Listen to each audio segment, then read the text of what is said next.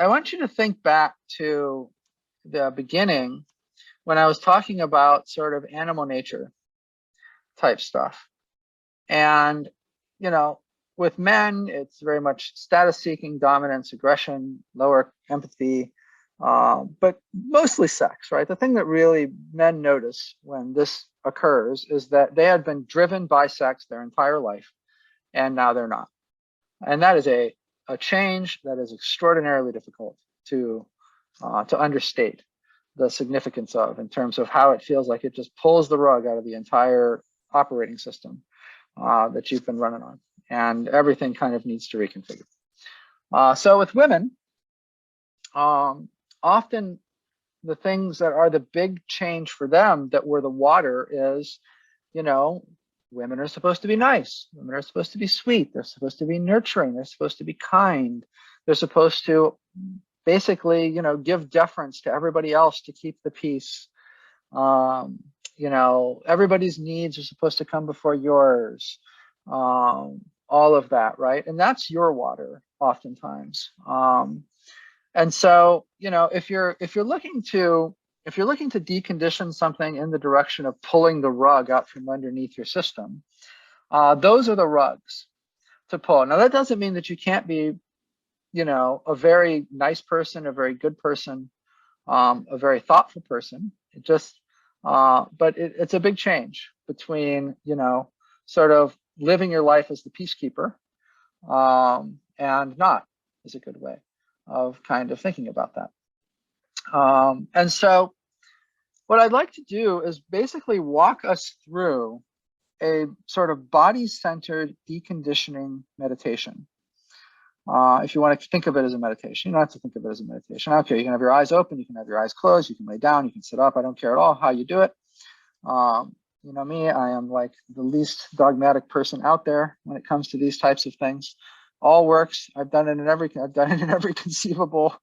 I've done it while driving, I've done it while flying, literally while I was flying the plane. You know, I've done it in every circumstance that you could possibly imagine, right? So it's very flexible. You don't need to be in any sort of circumstance or anything to use it.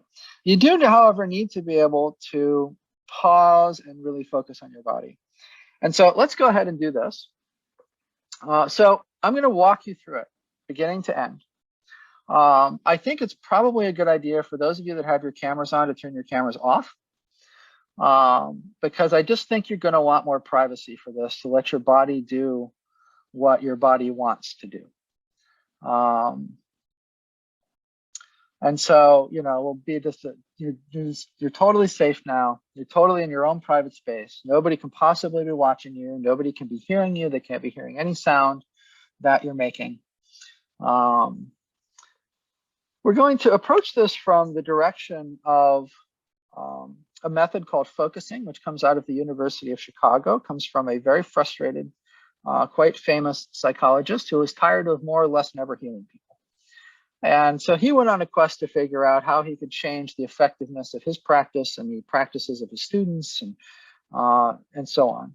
And he wound up, after a tremendous amount of experimentation and searching, with a very simple body-centered practice. At the heart of it, it's a very simple practice. You can get complicated if you want, but at the heart of it, it's a very, very simple practice. And what it essentially involves is looking over your body, taking a moment to sort of look over your body and look for any areas of tension or pain it can be, or, you know, it can feel like areas where there's a lot of energy or whatever, something that isn't, something that's noticeable, you know, something that stands out. There's a lot of different ways to describe these types of things. We're not looking for any specific category of them. And so what he would have people do is sort of look over their entire body for this type of things. And then he would, I'm just going to describe it first of all. I'm not going to walk you through it yet. And then, so I want you to have an overall framework. And so then he would basically have people pick a spot, have them go into them, and just put their attention on it. That's it. You know, so begin the process. You begin the process basically by just picking a spot, putting your attention on it. And he would describe what happens next as the equivalent of trying to coax a baby deer out from the edge of the woods into a clearing to eat something out of your hand. So as you might imagine, a baby deer is very timid, probably takes a significant amount to establish trust with that baby deer such that they're feeling safe enough to venture out from behind cover into an open space and have an interaction with you. But that's basically what you're looking to do, is move in the direction of interaction. You begin the process of moving in the direction of interaction by just putting your attention on this thing, whatever it is that you're noticing. All right, so that's the setup. I'm gonna talk you into it from there. Now, I would like to add one thing to this. You've probably already started playing with it a little bit, and that's fine. But it's come out of it for a minute. And I want to add one more thing to it. And that is I want to add something that relates to what we were talking about in relation to this celestial type stuff, right? Which is, for men, it's like a core sexual conditioning type thing. It's probably going to be most effective for you. For women, it's probably a core sort of, giving your power away as a peacekeeper kind of thing. The socially conditioned aspects of that, not the innate aspects of that. And so if I were you, I would begin by focusing on that type of thing and trying to really sort of, get it active in your system. So for men, this might be something that's, you could just think about sex. That would be fine. You could think about something that's frustrating relating to sex if you wanted to, whatever. For women, you think about what I mentioned a minute ago. And then I want you, once you've got that alive in your system, I want you to basically scan through your body. Just look through your entire body. I don't care, head to toe, toe to head, fingertips to whatever. I don't care which direction you do it or how you do it. I just want you to make a few passes with your awareness through your body, while you've got that active and primed in your system, sort of that conditioning type stuff, and see what's going on in your body. Just get familiar with the different spots that might have something going on. So I'm just going to pause for a few moments and just let you do that. It's no hurry. We've got plenty of time today.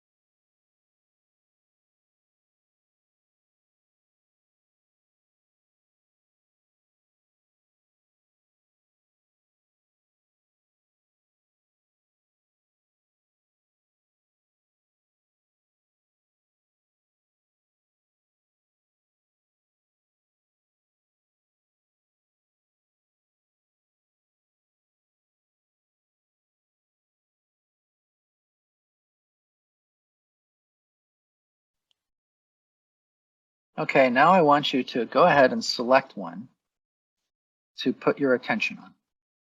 And that's it, just put your attention on. Don't have to do anything with it. You've identified a spot, now just go ahead and put your attention.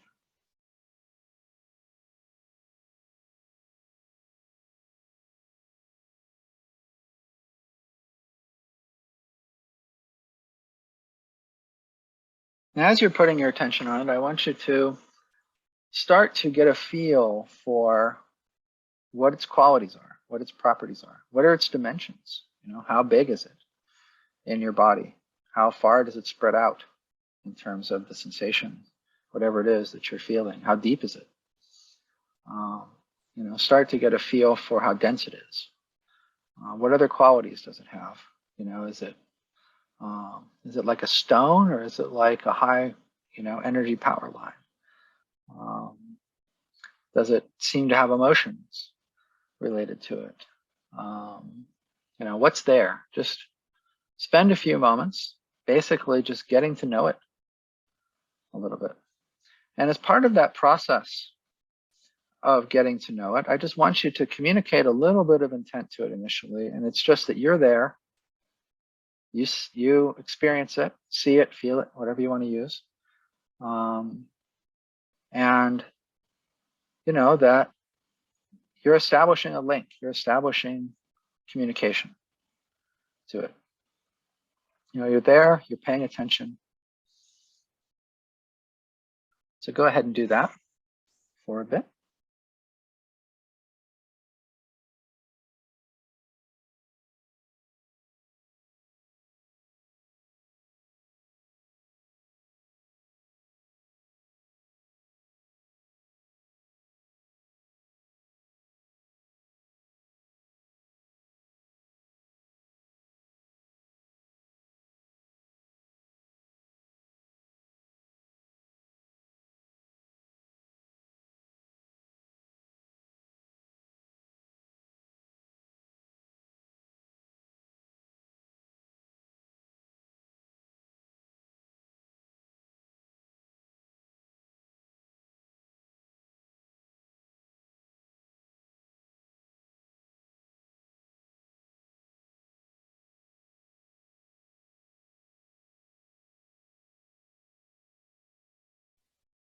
Now that you've got a sense of connection to it and a sense of it on at least some levels, some dimensions of its existence, I want you to just communicate a willingness to listen to it.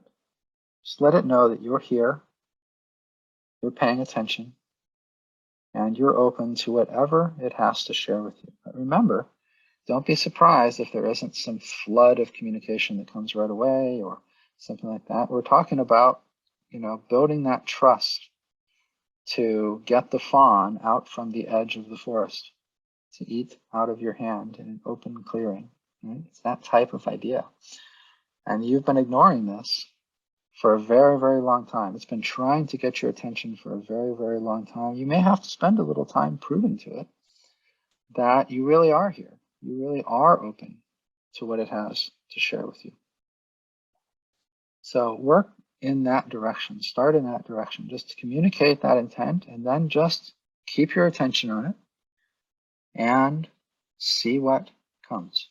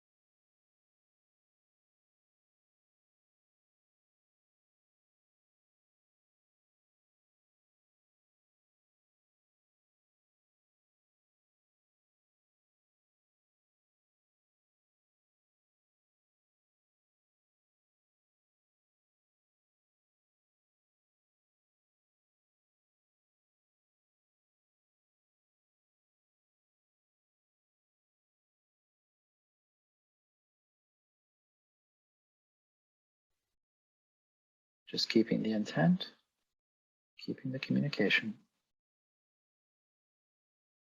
keeping the receptiveness to the communication.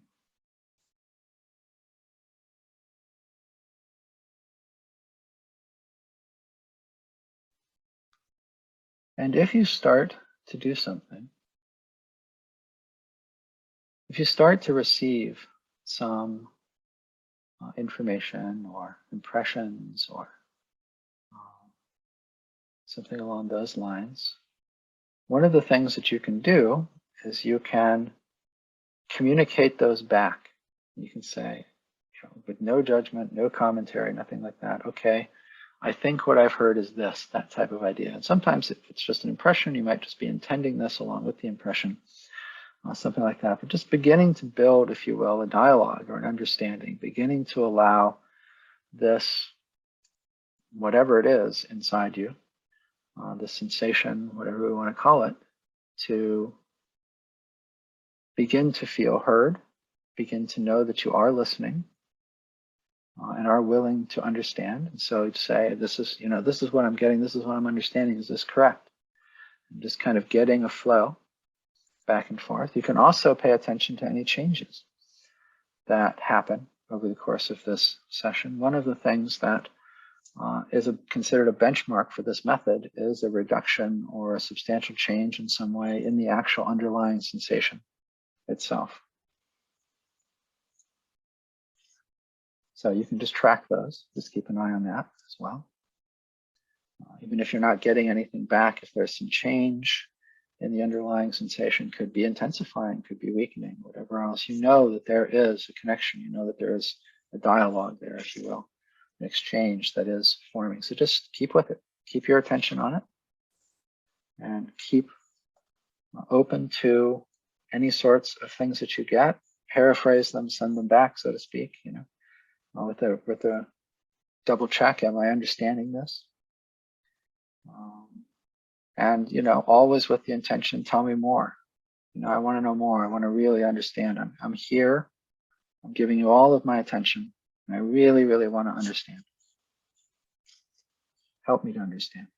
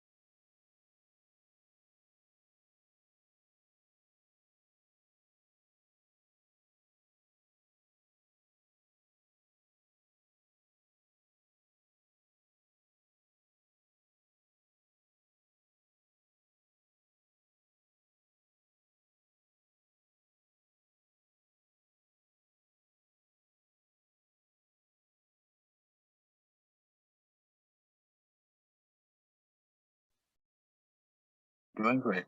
Just keep at it. Keep that focus. Keep that attention on there.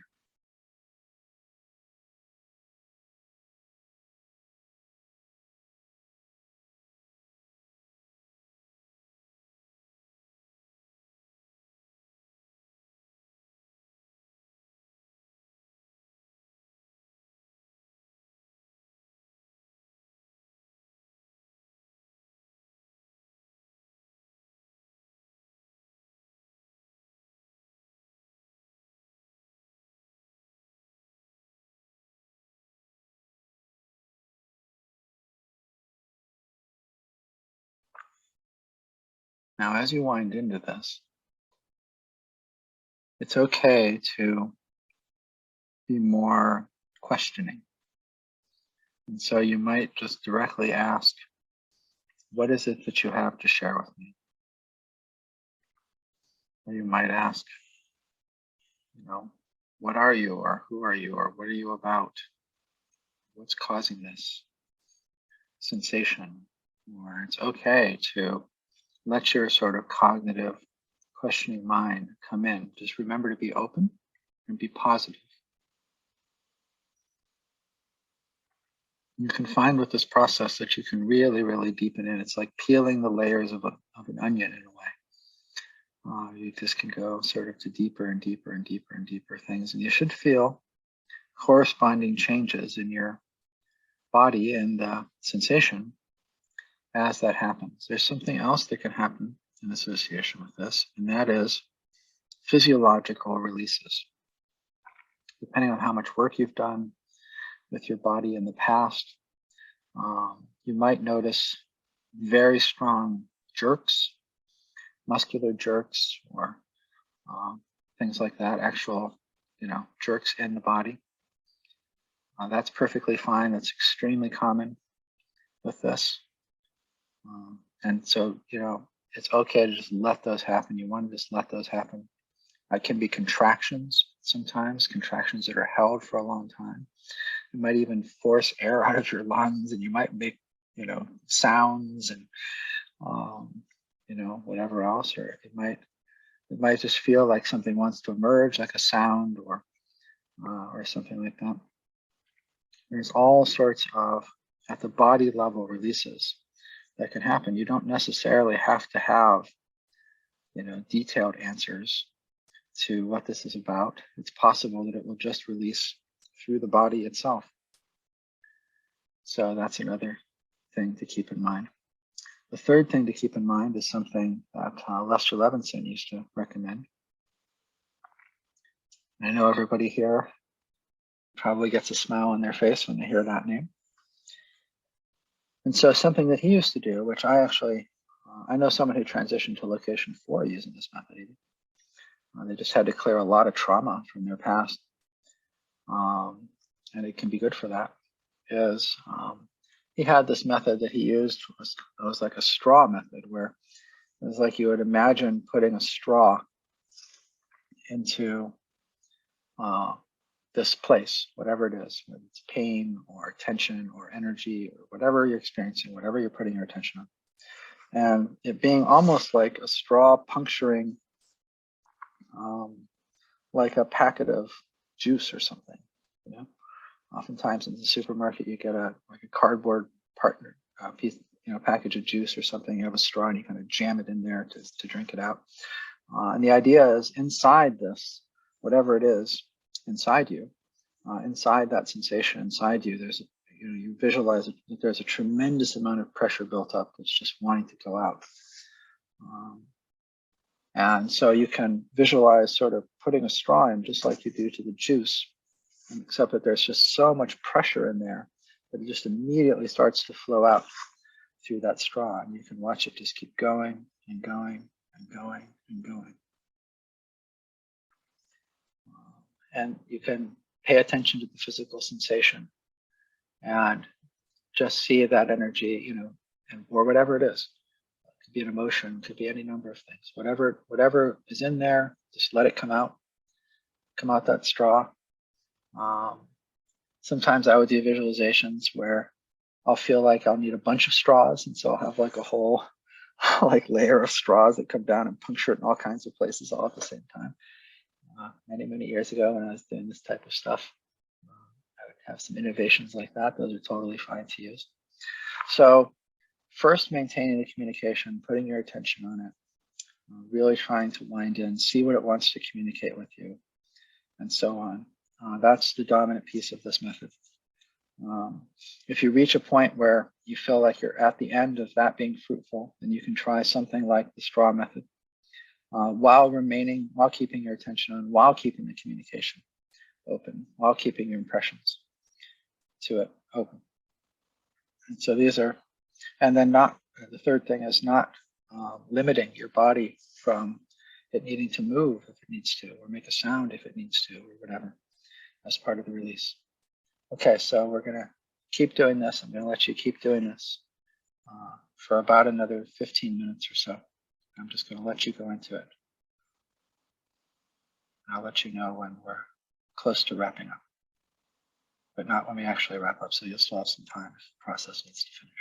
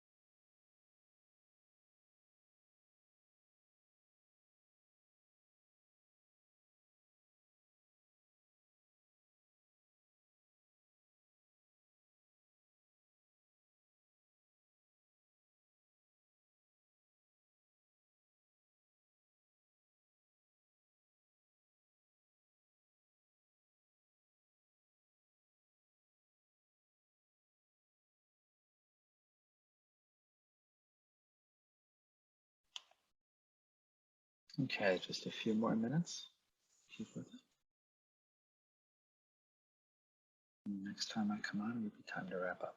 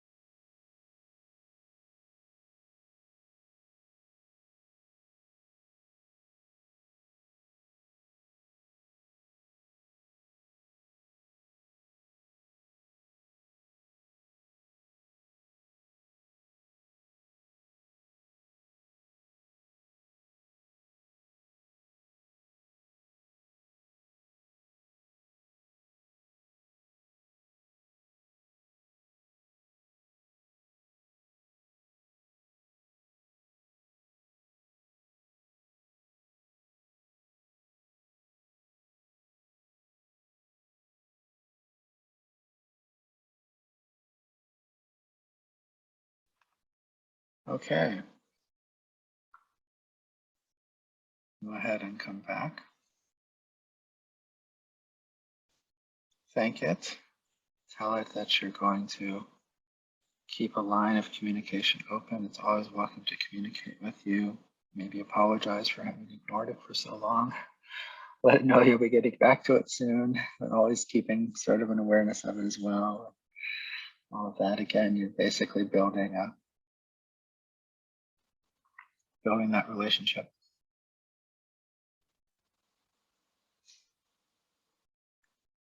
You're welcome to turn your cameras back on if you'd like.